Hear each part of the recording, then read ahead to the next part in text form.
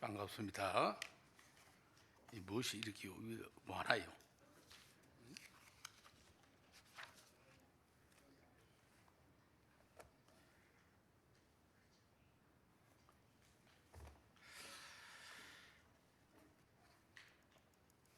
어떤 작가가 아주 흥미로운 단편 소설을 하나 썼습니다. 그 사람은 아일랜드 더블린에 있는 오스카 와일드라는 작가입니다.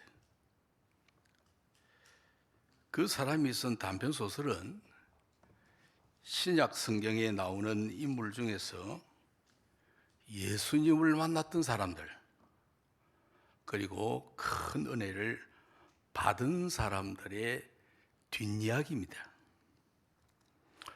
물론 성경에는 몇몇 사람을 제외하고는 은혜 받았던 그 사람들의 뒷이야기를 기록하고 있지 않습니다. 그가 어떻게 살았는지, 어떤 모습으로 바뀌어졌는지 전혀 말하지 않습니다. 그러나 이 작가는 교육적인 의미에서 우리에게 경고와 더불어 의미 있는 메시지를 전하기 위해서 쓴 것입니다. 우리가 신약 성경을 읽어보면 예수님께서 은혜를 베풀어 주신 사람이 얼마나 많습니까? 예를 들면 나병 환자, 절름발이, 안전뱅이, 벙어리, 중풍병자, 소경, 심지어는 죽었다가 다시 살아난 사람들입니다. 이 사람들이 가졌던 병은 현대 의술로도 불가능한 것입니다. 그런데 이 사람들은 기적적으로 하나님의 은혜를, 주님의 은혜를 크게 받았던 사람들입니다. 그러나 그 다음은 어떻게 되었고 또 어떤 존재로 생을 마감했는지 성경은 전혀 말하지 않습니다. 이것을 착안해서 오스카 와일드는 추리하여 글을 쓴 것입니다. 이 사람의 글의 내용은 예를 들면 몇 가지 이렇습니다. 어느 날 예수님이 길을 지나가시다가 한 알코올 중독자를 만났습니다. 주님이 보니까 익히 본 사람입니다. 가까이 가서 당신 말이요, 내가 어디서 본 것 같던데 하고 주님이 말씀하십니다. 그러니 이가 대답합니다. 예, 그렇지요. 나는 본래 절름발이었습니다. 그런데 예수님이 고쳐주셨지요. 그래서 제가 이렇게 걷고 다니지 않습니까? 그런데 절름발이로 있을 때에는 이렇게 저렇게 잘 먹고 살았습니다. 건강하고 보니까 딱히 할 일이 없어요. 또 나를 환영해 주는 사람도 없는 것 같아요. 이럭저럭 하다 보니 알코올 중독자가 되었습니다. 또 예수님께서 길을 가시다가 한 사람을 만났는데 그는 장녀입니다. 예수님이 네가 장녀일 때 내가 용서하고 구원해 주었지 않았느냐? 그런데 너는 아직도 장녀더냐? 구중하듯이 물었습니다. 이 장녀의 대답입니다. 물론이지요. 제가 예수님으로부터 구원받고 새 사람이 되었지요. 하나님의 딸이 되었지요. 그래서 감사해서 장녀 생활을 청산했지요. 그런데 그때부터 나를 아무도 그들도 보지 않습니다. 딱히 갈 곳도 없고 할 일도 없고, 무엇보다도 나를 가장 힘들게 한 것이 외로움이었습니다. 외로워 살 수가 없었습니다. 그래서 할 수 없이 옛 직업으로 돌아갈 수밖에 없었습니다. 또 예수님께서 다른 한 곳으로 가시는데 한 곳에 싸우는 소리가 들리는 겁니다. 가만히 가보니까 한 사람이 아주 혈기가 넘치고 주먹이 굉장히 센 조폭입니다. 가만히 살펴보니 옛날에 예수님이 만났던 사람입니다. 그래서 예수님이 야, 자네 어떻게 폭력배가 됐냐? 하고 물었습니다. 그러니 그가 대답하기를, 예수님, 죄송합니다. 저는 본래 시각장애자였지요. 그런데 예수님께서 제 눈을 뜨게 해주셨지요. 그래서 감격하고 감사해서 처음에는 신앙생활 잘하고 잘 살았습니다. 그런데 눈을 감고 있을 때는 몰랐습니다. 눈을 뜨고 보니까 이 세상이 더럽고 안이 꼽고 그야말로 배가 꼴립니다. 더럽고 안이 꼽고 울분이 터져서 주먹을 쓰다 보니 조폭이 되었습니다.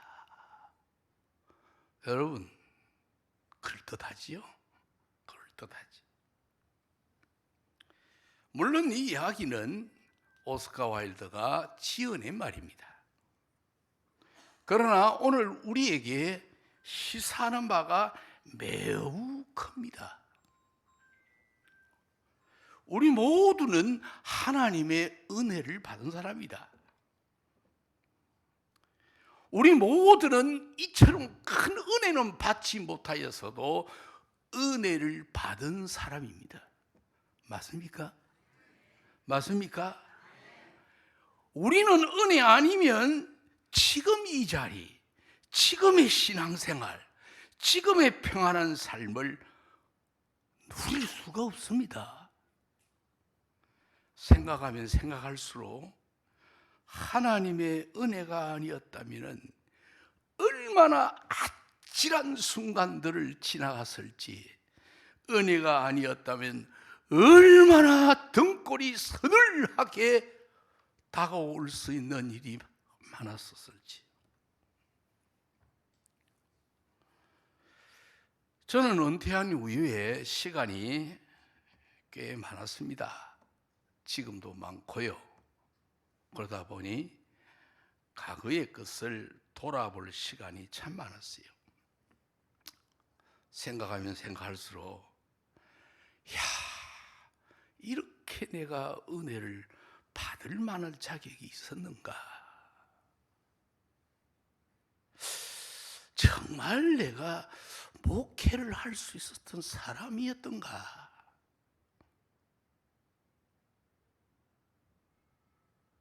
많이 생각합니다. 우리는 한순간도 하나님의 은혜 없이는 살아갈 수 없는 존재입니다.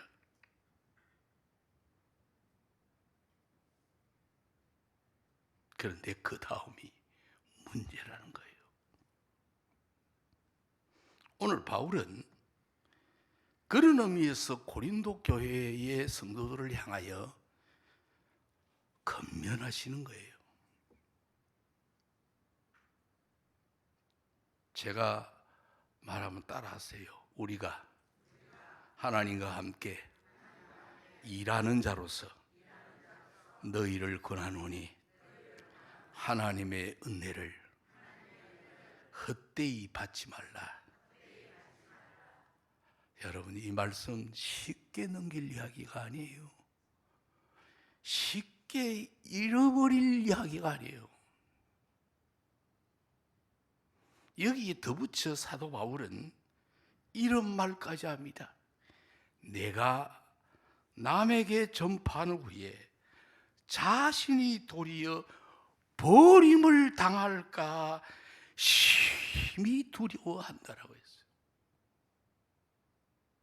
자, 고민을 고백한 내용입니다. 저는 교회 안에 두 종류의 사람이 있다고 생각합니다. 한 사람은 은혜 받고 그 은혜를 알고 은혜에 감사하여 더 큰 은혜를 받기 위하여 충성하는 사람이 있고요. 또 어떤 사람은 은혜를 크게 받고 그 은혜로 족한 줄만 알고 다른 은혜에 관심이 없어요. 처음과 나중이 완전히 따빠집니다. 사랑하는 성도 여러분, 오늘 우리 송파동 교인 여러분, 어디에 속했어요? 어디에 내가 속한 사람으로 여기냐 이 말이에요. 자, 그렇다면 우리가 하나님께 받은 은혜가 도대체 어떤 것입니까? 우리가 하나님께 은혜 받았다고 하는데 그 은혜 받은 것이 도대체 어떤 것들이냐 이 말이에요. 첫째가 사랑의 은혜입니다. 여러분, 우리가 얼마나 큰 하나님의 사랑을 받았는 줄 아십니까? 바울은 이렇게 말하지 않습니까? 당신은 큰 죄인이었다고. 당신은 허물과 죄로 죽었던 자들이었다고. 당신은 마귀의 졸개였다고. 당신은 본질상 진노의 자식이었다고. 그런데 우리 하나님께서 하나밖에 없는 아들을 우리 위해 이 땅에 보내시고 십자가에 우리 죄 대신 치르게 하시고 우리를 살려내신 그 하나님의 은혜의 사랑, 사랑의 은혜, 이걸 뭐라고 말합니까? 불가항력적인 하나님의 사랑입니다. 여러분 받았습니까? 여러분 알고 있습니까? 여러분 깨닫고 있습니까? 저는 안 믿는 가정에서 신앙생활을 한 사람입니다. 초등학교 때 교회를 나갔고 교회에서 하도 문제를 일으키고 그러다가 교회를 안 나가다가 또 중학교 때 다시 교회를 나갔어요. 신앙적인 백그라운드가 하나도 없습니다. 나를 위하여 기도해 주는 사람 아무도 없습니다. 그런데 하나님이 나를 목사 만들었어요. 그런데 하나님은 빽이 있는 목사들, 우리 신학생들 좋은 교회에 다 찾아 들어갈 수 있는데 나는 빽도 없고 아무것도 없는데 제일 좋은 교회 부교육자로 하나님이 보내주셨어요.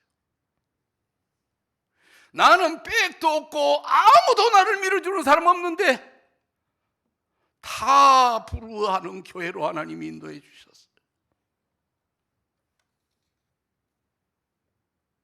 내 성격적으로 보나 내 체질적으로 보나 목회 오래 할 사람이 못 돼요. 기분 나쁘면 차 버리고 나갈 수 있어요. 성질 나면 싸울 수 있어요. 어떻게 참겠는지, 어떻게 어디까지 참게 하셨는지.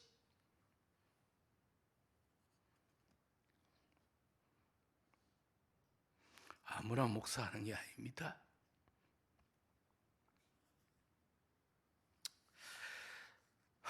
끝없는 하나님의 사랑이 나를 이렇게 만들어 줬어. 불가항력적인 하나님의 사랑입니다. 여러분은 이런 사랑 받고 있지 않습니까? 여러분은 이런 사랑으로 지금의 이 자리에 있는 게 아닙니까?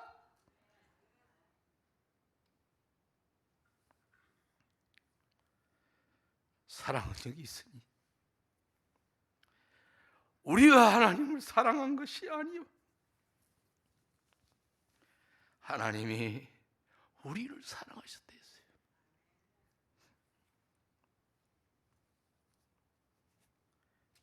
나만 받았습니까? 여러분도 받은 하나님의 사랑이에요. 두 번째는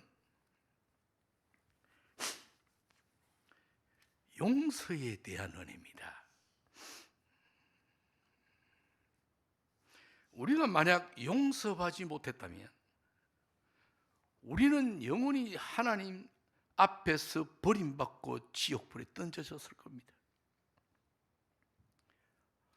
하나님의 자녀 될 수 있을까요? 하나님의 백성 될 수 있을까요? 천국의 시민권자가 될 수 있을까요? 없습니다. 그러나 우리 하나님이 우리 죄를 대신 그의 아들에게 짊어지게 하심으로 우리는 용서받은 자가 됐습니다. 할렐루야. 우리의 죄가 어떤 죄일까요? 조상으로부터 물려받은 죄입니다. 내가 실수하고 내가 잘못하여 범하는 자범죄도 다 거기에 속합니다. 우리는 죄의 사슬, 죄의 억압, 죄의 행벌에서 자유치를 못했습니다. 그러나 우리 주님이 우리를 위하여 십자가에 피 흘려주심으로 해방되었습니다. 자유케 되었습니다. 예수님은 이렇게 선포하셨습니다. 자기를 믿는 유대인들을 향하여 너희가 진리를 알지니 진리가 너희를 자유케 하리라 했습니다. 여기서 말하는 진리가 무엇입니까? 바로 예수 그리스도는 나의 구원자시요 나를 대신하여 십자가에 죽었다는 사실을 믿는 그것이 진리인 것입니다. 이 진리가 나를 자유케 했다. 종교개혁자 마르틴 루터를 알 겁니다. 그는 죄의 억압에서, 죄의 가착에서 헤어나지를 못했어요. 많은 고행을 하면서 자유하려 했으나 모두 실패했습니다. 그러던 중 로마에 있는 산타 스칼라 성당을 무릎으로 기어 올라가다가 하나님의 음성이 들립니다. 오직 의인은 믿음으로 말미암아 살리라. 할렐루야. 따라합시다. 오직 의인은 믿음으로 말미암아 살리라. 하박국 선지자의 그 외침이 그의 귀에 들려옴을 통하여 그는 죄에서 해방되었습니다. 사랑하는 성도 여러분, 우리는 모두 예수 그리스도를 나의 구원자로 믿는 성도입니다. 그렇다면 죄 용서 받은 자들이라는 말입니다. 죄 용서 받은 사람의 행복이 어떤 줄 아십니까? 성경은 그 비유를 1만 달란트 빚진 자라고 표현했습니다. 1만 달란트 그 당시의 빚이라는 것은 말로 다 할 수 없는 금액입니다. 그 1만 달란트의 빚진 그 빚을 갚을 수 없는 그 사람, 주인 앞에 무릎을 꿇고 벌벌 깁니다. 예, 갚겠습니다. 갚겠습니다. 예, 갚겠습니다. 갚겠습니다. 계속 반복할 뿐입니다. 그것을 본 주인이 불쌍하여 성경은 탕감하여 주었다라고 했습니다. 여러분, 성경에는 그 달란트 비유에서 탕감받은 사람의 기분이 얼마나 찢어졌는지, 얼마나 기분이 좋았는지, 얼마나 세상을 보는 눈이 달라졌는지, 모든 환경이 달라졌는지, 그건 다 표현하고 있지 않지만은 그는 덩실덩실한 것 같이 성경은 표현합니다.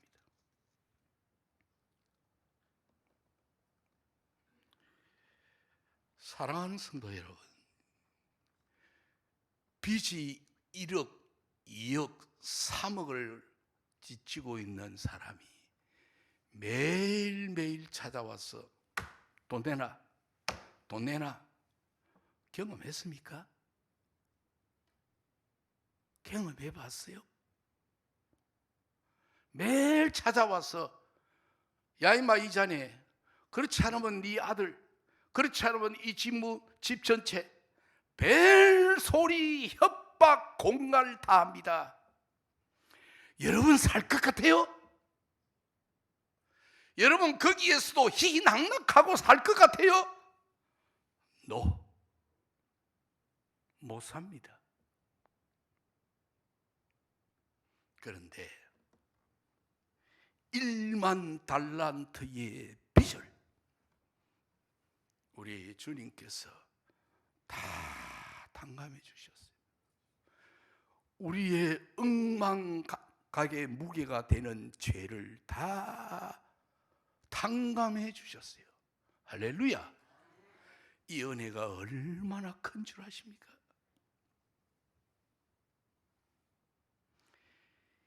이 은혜를 받은 사람에게 주어지는 축복이 있어요. 자유, 행복, 세상 보는 눈 다 달라지고 하지만은 더 큰 것은 악한 마귀가 손을 댈 수가 없어요. 악한 마귀가 우리에게 어찌할 수가 없어요. 요한일서 5장 18절에 보면 이것에 대하여 이렇게 선언하십니다. 하나님께로부터 난 자는 다 범죄하지 아니하는 줄을 우리가 아노라. 하나님께로부터 나신 자가 누구예요? 우리 주님께서. 그를 지키심에 악한 자가 그를 만지지도 못하느니라. 할렐루야.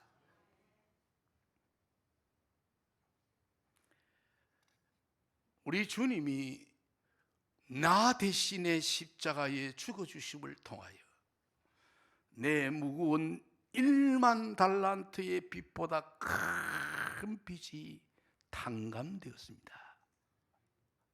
이로 인하여 예전에는 날로 하여금 괴롭게 하던 악한 마귀가 나를 손댈 수가 없고 나를 만질 수도 없다고 했어요. 왜? 우리 주님이 나의 죄를 대신 탕감해 주었기 때문에.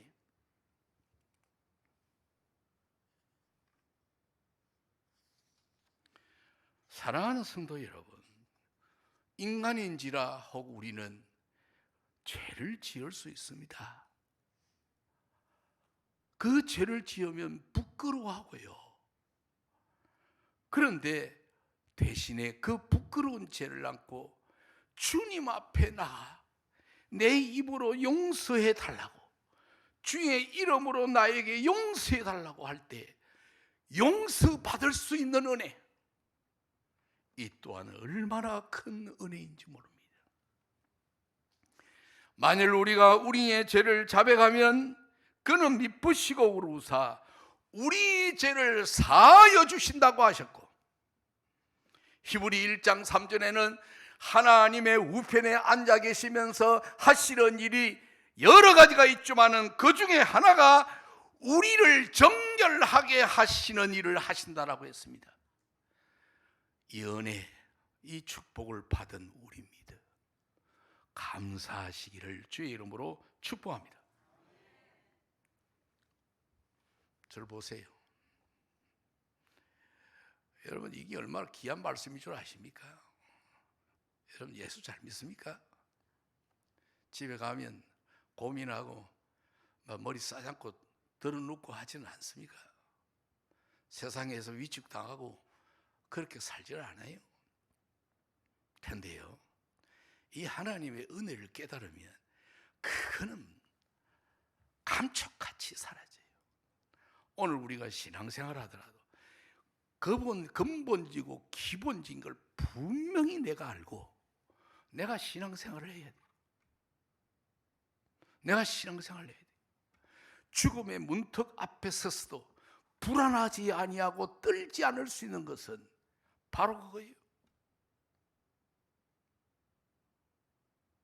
우리 교회 어느 한수 집사님이 돌아가시기 직전에 내가 신방을 가니까, 목사님 어찌할까요? 어찌할까요? 안수 집사인데 이미 교회에서 구원받았다고 선포됐고 그러한 사람인데 죽음 앞에 섰을 때 하는 말이 어찌할까요? 어찌할까요? 기가 찼어요. 예수 믿지 않습니까? 구원의 확신이 없습니까?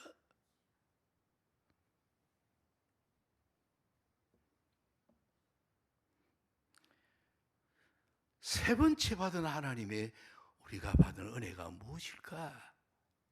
바로 구원입니다. 참 많이 듣는 이야기죠. 이 구원은 어떤 위험한 상황에서 구출되거나 속박되었다라는, 그렇게 해서 해방되었다라는 단순한 것이 아닙니다. 내가 구원받았다라는 이 말 속에는 새로 태어났다라는 이야기예요. 뭐로 태어났느냐? 하나님의 자녀로 태어났다라는 이야기입니다. 하나님의 자녀로 태어났다라는 이 말은 천국의 상속자, 하나님의 상속자라는 뜻이 이 안에 있습니다. 바울은 이 사실을 로마서 8장에서 이렇게 선언했습니다. 무릇 하나님의 영으로 인도함을 받는 사람은 곧 하나님의 아들이라. 너희는 다시 무수와는 종의 영을 받지 아니하고 양자의 영을 받았으니 우리가 아빠 아버지라 부르짖느니라. 성령이 친히 우리의 영과 더불어 우리가 하나님의 자녀인 것을 정언하시나니, 자녀이면 또한 상속자. 누구와 상속자? 하나님의 상속자 그리스도와 함께 상속자니 우리가 그리와 함께 영광을 받기 위하여 고난도 받아야 할지니라. 할렐루야. 이 말을 한마디로 표현하면 이런 뜻이에요. 첫째, 성령이, 내 영이 내가 하나님의 아들, 딸이라는 것 정언한다는 거예요. 여러분 정언합니까? 여러분은 스스로 여러분의 마음속에 성령께서 여러분의 영이 나 하나님의 아들이야, 하나님의 딸이야 가지고 있습니까? 두 번째로, 하나님의 아들, 하나님의 딸이라는 것은 하나님을 향하여 아버지라 부를 수 있다고 했어요. 여러분, 하나님을 향하여 아빠, 아버지라고 자유롭게 할 때에 부끄러움이나 미안함이나 아니 어색함이 있습니까? 그 다음에 하나님의 아들과 딸은 그리스도와 함께 상속자라고 했어요. 내가 그리스도와 함께 천국의 상속자입니다. 상속자는 곧 어떤 사람입니까? 아버지가 물러준 모든 재산을 내가 누릴 수 있다는 이야기입니다. 이것이 구원이라는 뜻이에요. 그만 일반적으로 말하는 구원, 예수 믿어 천국 가 하는 그런 표현, 단순 표현이 아니라 사도 바울은 로마서에서 구원에 대한 개념을 정확하게 요약해서 우리에게 준 겁니다. 여러분, 구원받았음을 확신하십니까? 내가 하나님을 향하여 아버지라 부르는 것이 부끄러움이 없습니까? 내가 그리스도와 함께 천국의 상속자라는 것을 믿습니까? 내가 천국에 가서 그것을 누릴 것이라는 것을 내가 믿습니까? 이걸 확신한다면 여러분은 구원받은 사람입니다. 이 구원의 은혜는 우리 하나님만이 우리에게 주실 수 있습니다. 단 조건은 주의 이름을 진심으로 부를 때입니다.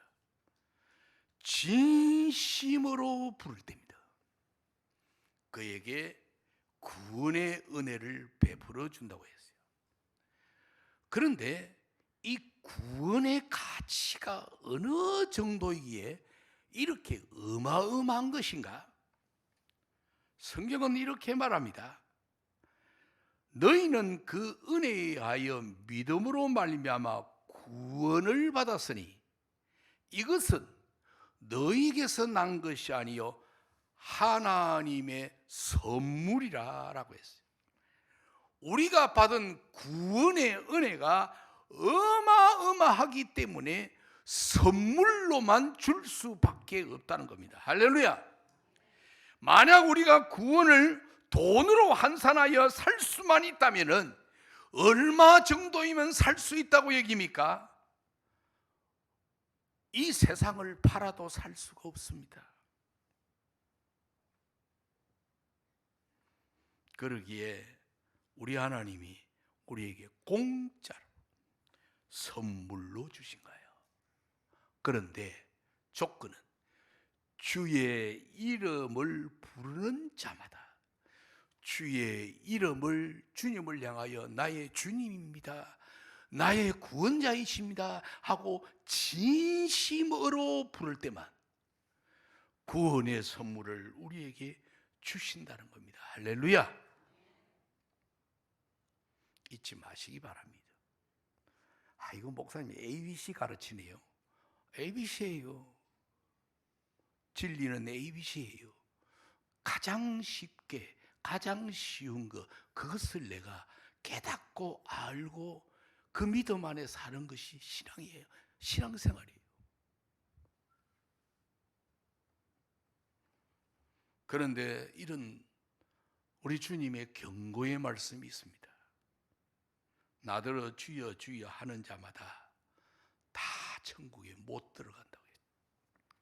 나에게 주여 주여 입으로만 한다고 해서 다 천국 가는 게 아니라고 그랬어요. 그런 불행한 일이 없기를 주의 이름으로 축복합니다. 네 번째로 우리가 또 받은 하나님의 은혜가 뭔가? 성령의 은혜입니다. 이 성령의 은혜는 성령님이 내 안에 계시는 것으로 주어진 은혜예요. 우리 주님께서 이 땅에 오실 때 내가 너희와 함께 하리라 하신 그 말씀이 바로 성령이 우리 속에 와 계셔서 우리와 함께 하시는 이것을 약속한 것입니다. 성령이 내 안에 계심을 통하여 나에게 증거로 드러나는 것이 무엇이냐? 진정으로 예수를 향하여 주님이라고 부릅니다. 그리고 하나님의 말씀을 들을 때 달고 오묘한 것을 느낍니다. 진리의 아무리 어려운 말이라도 그 말씀을 이해할 수 있습니다. 이것이 죄인지 죄가 아닌지를 깨달을 수 있는 지혜도 하나님이 주십니다. 죄를 지으면 금방 가서 회개합니다. 그리고 천국까지 같이 갑니다. 그리고 이 세상에 무엇보다도 나를 고아처럼 내버려 두지 않는다 했어요. 세상을 떠나시겠다고 예수님이 제자들에게 말했을 때 얼굴 표정이 확 달라져서 근심 걱정으로 가득 차 있는 제자들의 모습을 봅니다. 그럴 때 주님이 뭐라고 이야기하시나 보세요.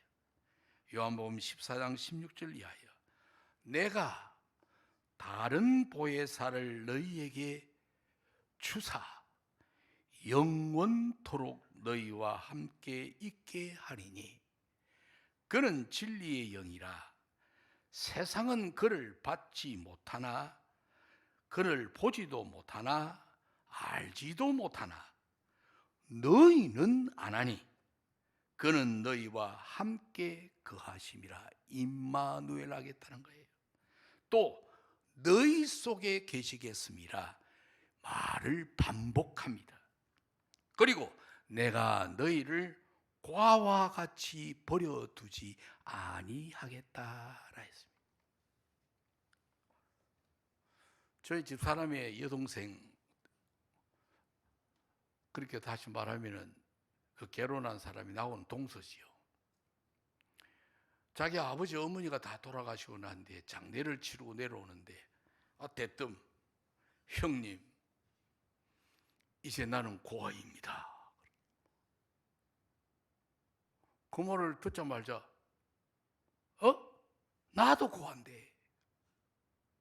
나도 고아인데 나도 아버지 어머니 다 돌아가셨는데.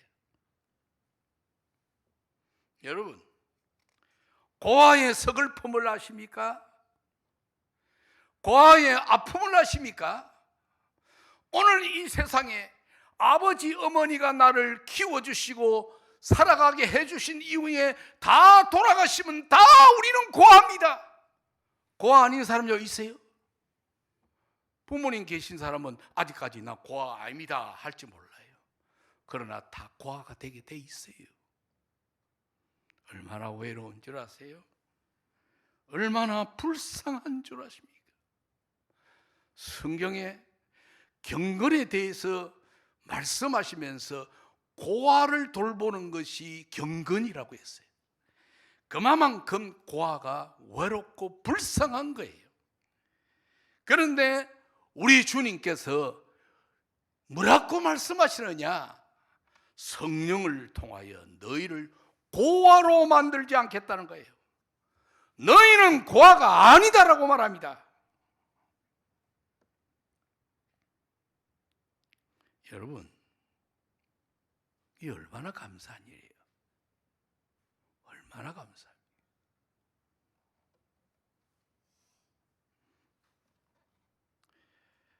이런 은혜가 우리가 받은 하나님의 은혜 아닙니까? 얼마나 놀라운 은혜인지 몰라.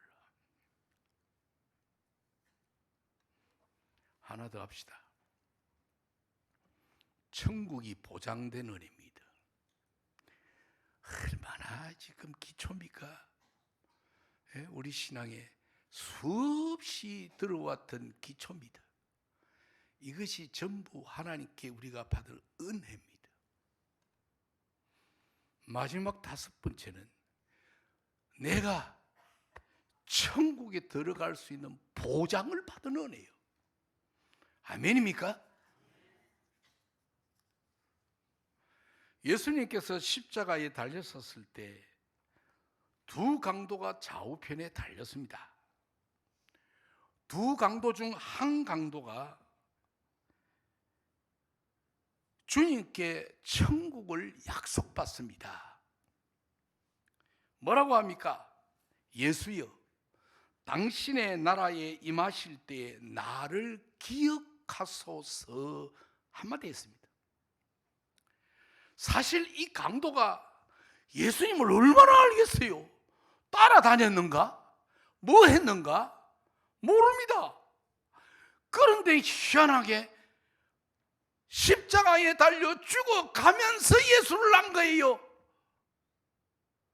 그러면서 그가 단 한마디 한 말, 예수여 당신의 나라에 임하실 때 날 좀 불쌍하게 여겨주소요 한마디 했어요. 이때 예수님 뭐라고 대답하십니까? 오늘 너와 내가 천국의 나군에 함께 있으리라. 거짓말한 겁니까? 허풍입니까? 괜히 그 사람 위로한다고 거짓말한 거예요? 그렇게 믿는 사람, 그렇게 하는 사람, 오늘 교회를 나가도 오늘 불신자들 천국에 대해서 이야기하면 헛상이라고 말합니다. 다 헛상이라고. 자, 이 강도가 예수님 당신의 나라에 임할 때 나를 기억하소서, 예수님의 응답, 오늘 나와 네가 낙원에 있으리라, 이 말이 거짓말입니까? 참말입니까? 믿습니까? 진짜입니까? 대답하는 사람이 있네. 지금 주님은 고통과 죽음 앞에서 너무나도 힘들어하는 순간입니다. 그런데도 이 강도가 주님을 향하여 나를 불쌍히 여겨 달라는 그 한마디에 주님이 뭐라고 말씀합니까? 오늘 너와 내가 낙원에 있으리라 말씀했습니다.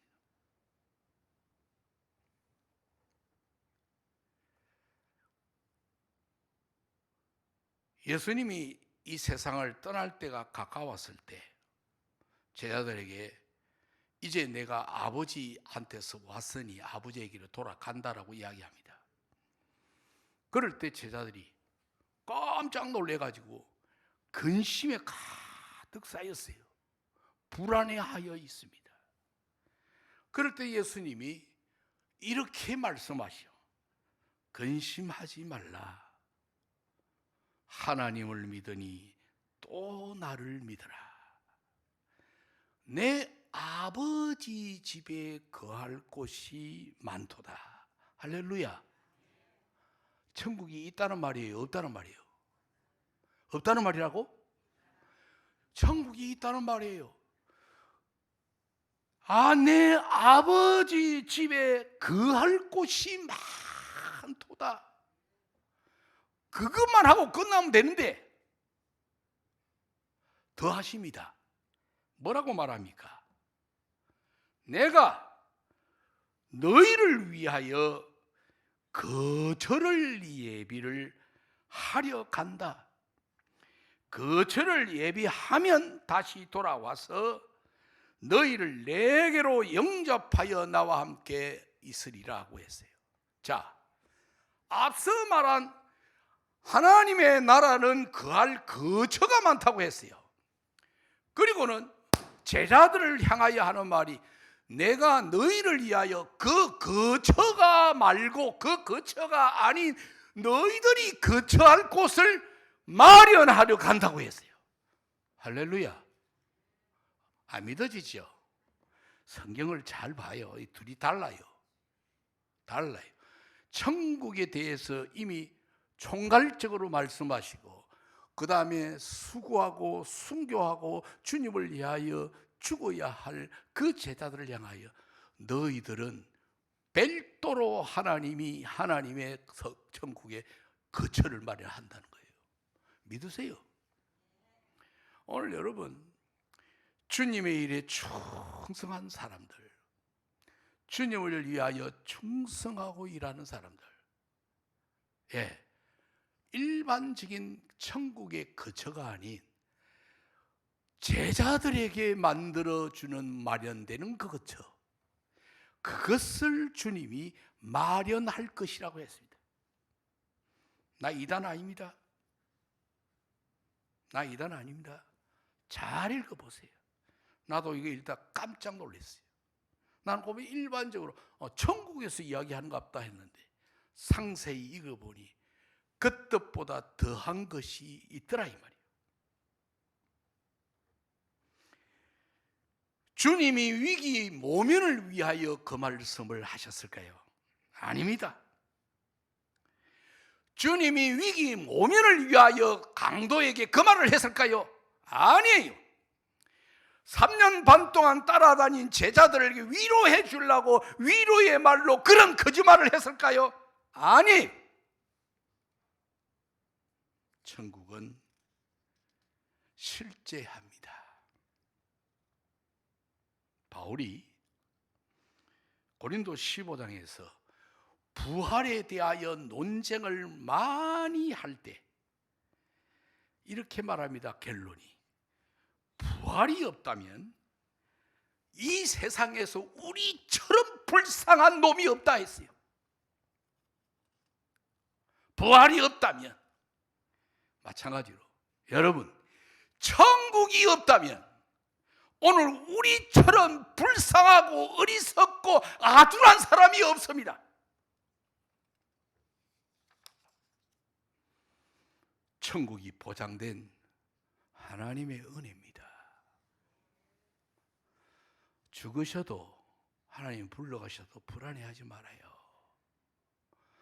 저는 종종 그런 기도를 많이 합니다. 잠자기 전에 또 일어나서도 하나님 부끄럽지 않게 아버지에게 갈 수 있게 해달라고 기도합니다. 구원의 확신과 믿음의 분명함을 가지고 주님 앞에 설 수 있도록 해달라고 기도합니다. 여러분도 그러세요. 천국의 진실한 소망을 가지고 그런 기도하세요. 죽을까 봐 벌벌벌벌 떨고 그렇게 살지 마세요. 사도 요한은 밤모섬에서 천국을 봤습니다. 계시록 21장 22장이 그가 목도했던 천국에 대한 표현입니다. 거룩한 성 새 예루살렘이 새로 내려온다고 했어요. 그곳에서 우리가 하나님께 예배하는 현장이 될 겁니다.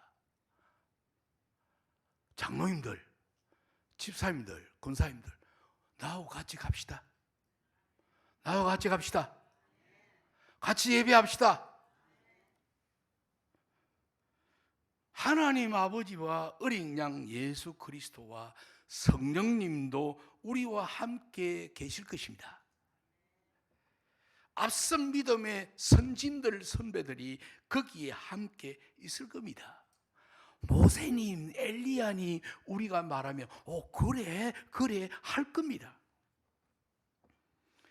눈물도 없고 사망도 없고 아픔도 없고 애통도 없습니다. 우리가 거닐고 다닐 그 장소가 얼마나 아름다운 곳인지 말로 표현할 수가 없습니다. 우리의 모습은 가장 아름다운 젊을 때의 그 아름다운 모습으로 천국에서 우리는 그 아름다운 길들을 걸어 다닐 것입니다. 이것이 천국입니다. 사랑하는 성도 여러분, 하나님께 받은 사랑의 은혜, 예수 그리스도의 보혈로 받은 용서의 은혜, 예수를 내가 믿습니다라는 그 말에 받은 구원의 은혜, 하나님의 상속자, 하나님의 자녀됨, 우리를 고아처럼 내버리지 아니하고 천국까지 나를 무사하게 이끌어가기 위하여 내 속에 성령이 계셔서 나를 고아처럼 버리지 아니하고 나를 이 세상을 두려워하지 아니하고 담대하게 힘을 가지고 살 수 있도록 하시는 그 놀라운 성령의 은혜, 잘 살고 못 살고 엄청난 격차가 많고 가진 사람은 없는 사람을 무시하고 부러움이 많고 그야말로 아픔과 고통과 나이가 들면은 먹는 것보다도 병원에 가서 약 사는 게 더 많은 이 세상. 사랑하는 성도 여러분, 우리는 천국이 보장되어 있습니다. 마지막으로, 그렇다면 이 놀라운 은혜 꼭 붙들고 살 겁니까? 잃어버리도 좋다, 나는 몰라 하고 그렇게 살 겁니까? 어떻게 하시렵니까?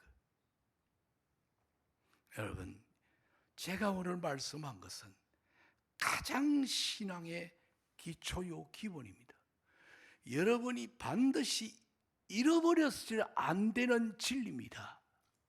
바로 이 은혜를 내가 받은 사람으로 살고 있습니다. 그러면 이 은혜를 에이 모르겠다 하고 내버리고 살 겁니까? 이 은혜에 계속 붙들고 살 겁니까?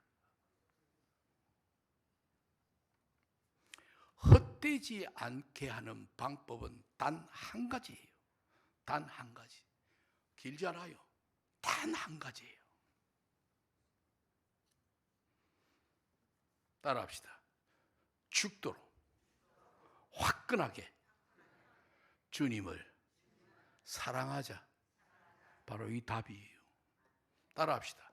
죽도록 화끈하게 온 맘 다하여 주님을 사랑하자.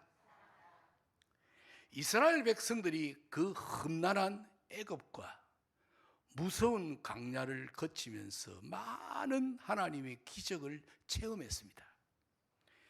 엄청난 은혜를 받은 사람이죠. 그런데 이 은혜를 받은 이 이스라엘 백성에게 하나님이 요구하는 것 딱 한 가지예요. 두 가지도 아니에요. 딱 한 가지예요. 성경은 그것을 어떻게 말합니까? 신명기 6장 4절과 5절이 말합니다. 이스라엘아 들으라. 우리 하나님 여호와는 오직 하나인 여호와시니. 따라합시다. 너는 마음을 다하고 성품을 다하고 힘을 다하여 내 하나님 여호와를 사랑하라.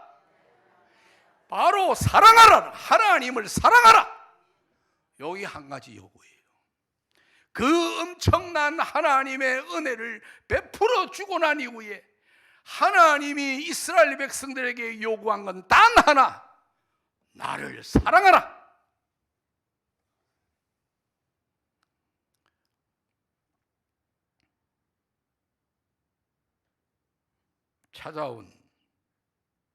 예수님을 찾아온 한 서기관이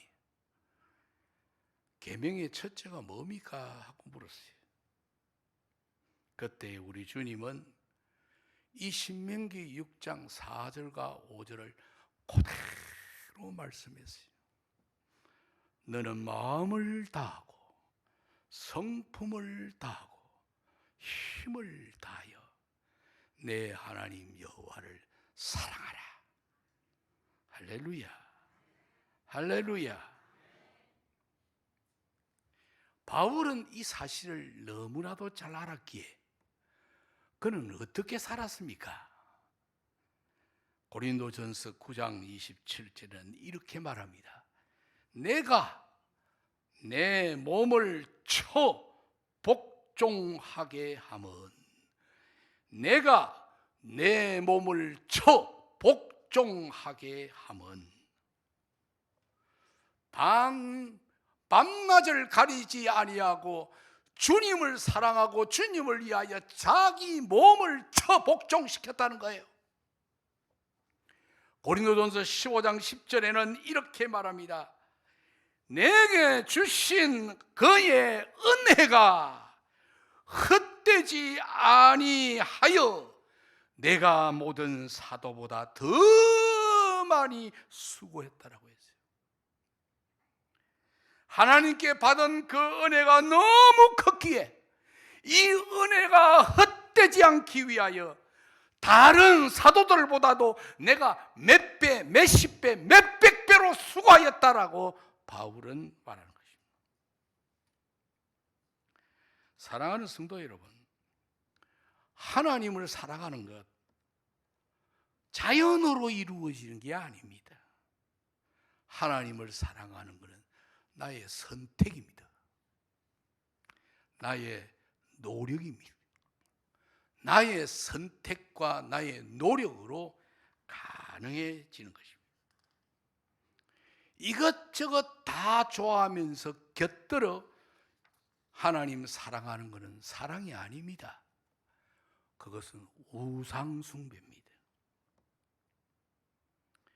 한 사람이 두 주인을 섬기지 못하느니 혹 이를 미워하고 저를 사랑하거나 혹 이를 중히 여기고 저를 경히 여긴다라고 했어요.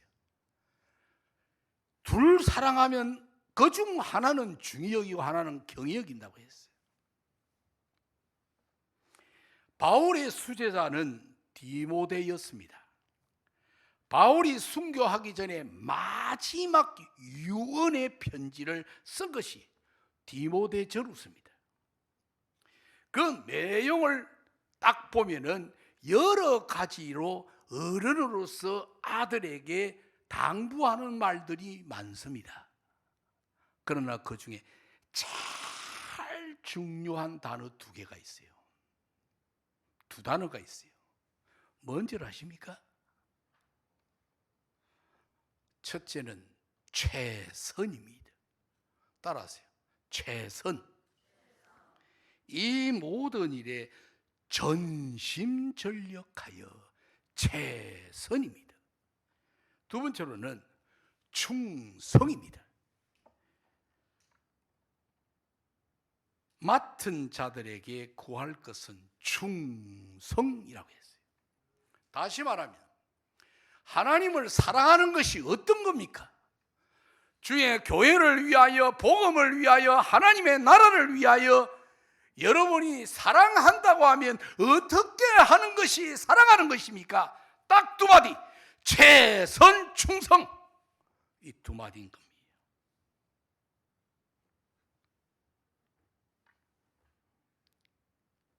우스갯소리 하나 할게요.